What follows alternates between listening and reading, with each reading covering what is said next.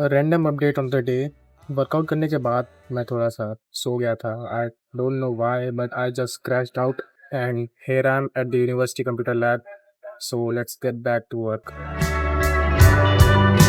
Wherever I go, you'll always be next to me. I want to quickly explain the concept of brain points. Let's take a comparative example of it. Let's assume that your life is a game and your mind, you are the weapon, you are the item that you have to upgrade. Brain points are like the currency, the diamonds in the game, the gems in the games which are important, which are used to upgrade the weapon, which are used to upgrade you.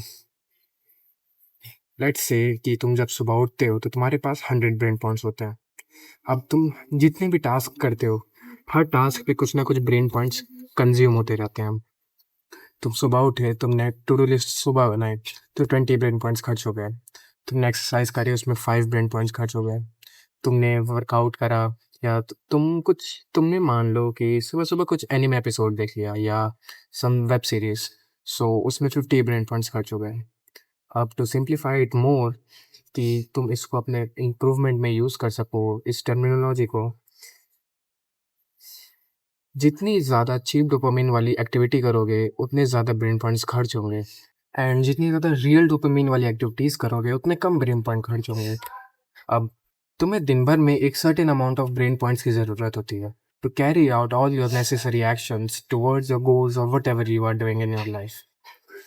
अब इस चीज़ को ऐसे समझो कि let's assume you have 100 brain points and तुम्हारा goal है for say कि to buy a Bugatti.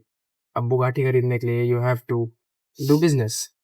We all no job से पॉसिबल नहीं है। To do business you have to grind, you have to work on a thing for many years months to come। अब तुम सुबह उठते हो और वेब सीरीज देखने लगते हो। 100 में से 50 ब्रेन पॉइंट्स वेब सीरीज में ख़त्म हो गए, बचे 50।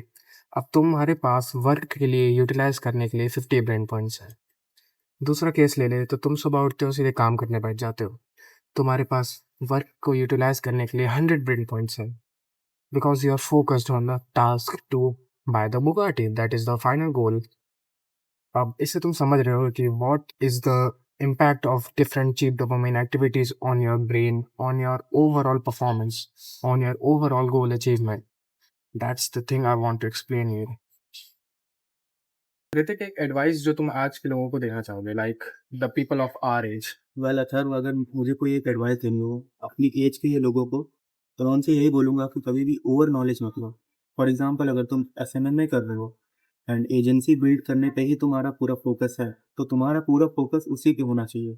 फिर तुम्हें नहीं दिखनी चाहिए कि हाँ फॉरेक्स ट्रेडिंग अच्छी चल रही है, लोग उससे पैसा कमा रहे हैं, मैं उस पर ट्राई करूँ।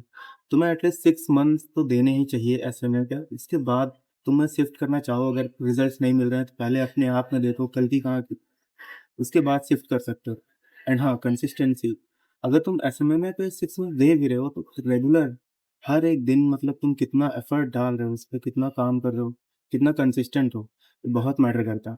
एंड यही एडवाइस रहेगी मेरी तरफ से। तो quality work with quantity. Yes.